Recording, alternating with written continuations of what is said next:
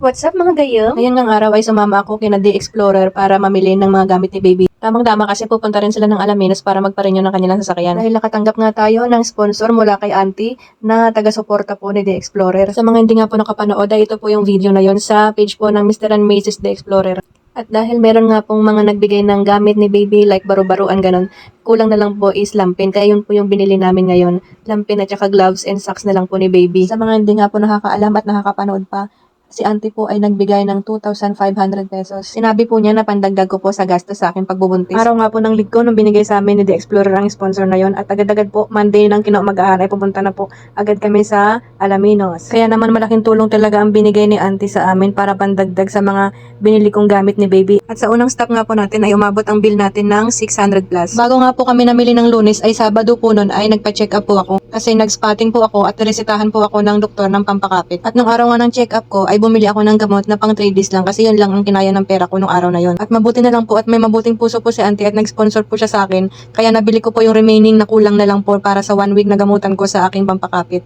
Kasama na rin po ang vitamins ko. Kaya laking tulong po talaga ng in-sponsor sa akin ni Auntie para mabili ko po lahat ng kulang na gamot. Bali ang reseta nga sa akin ng doktor ay 3 klase ng vitamins at 2 klase po ng pampakapit. So bali hindi na po nakita sa video pero umabot po yung bill ko dyan ng 1,900 pesos. Bali discounted na po yun kasi marami po tayong binili.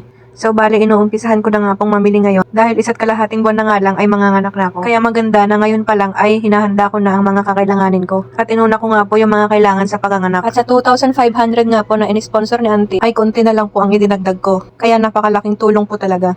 At kahit hindi pa nga po monetize itong page ko, ay naisip kong mag-video or mag-vlog para kahit papano ay mapanood po ni Auntie kung saan po napunta ang binigay po niya sa akin. Kasi hindi ko po talaga in-expect na mabibigyan ako ng ganong blessing. Kaya Auntie, maraming salamat po. At salamat din po pala kay Sir The Explorer kasi siya po yung naging tulay para po makilala ako ni Auntie. Kasi dati po pinapanood ko lang yung mga ini-sponsoran ni Auntie sa vlog po ni The Explorer. Kaya ngayon ay hindi ko in-expect na pati ako ay mabibigyan po ng biyaya na galing po kay Auntie. Gusto ko rin po pala magpasalamat sa asawa po ni Sir D na si Tita Lailin kasi siya po yung videographer ko nung araw na yan. At siya rin po yung nag-a-advise sa akin ng mga dapat kong bilhin. Gusto ko rin po palang magpasalamat sa aking mga bagong followers. Sa susunod po na upload natin na video ay gagawa po ako ng puro shoutout lang na video para po sa inyo. Maraming salamat po at kahit di pa tayo monetize ay lagi po ako mag-upload para po may aabangan po kayo lagi sa akin. At yan nga po ang bill natin sa grocery. Umabot po siya ng 850. Kaya kunti na lang po ang idinagdag ko sa ibinigay po ni Auntie. Grabe talagang pasalamat ko sa kanya. At sa mga gusto nga po magpa-shoutout ay mag-comment lang po kayo sa video na to para po mai-shoutout kayo sa ating susunod na video. Muli maraming salamat po Auntie, Sir The Explorer and family. Sa The Explorer supporters ko na rin, na followers niya na followers ko na rin. Maraming salamat po sa inyo. At hanggang dito na nga lang po ang video natin. Maraming salamat po sa panonood at sa pagtiyatsagang manood sa mga vlogs ko. Thank you! Bye-bye!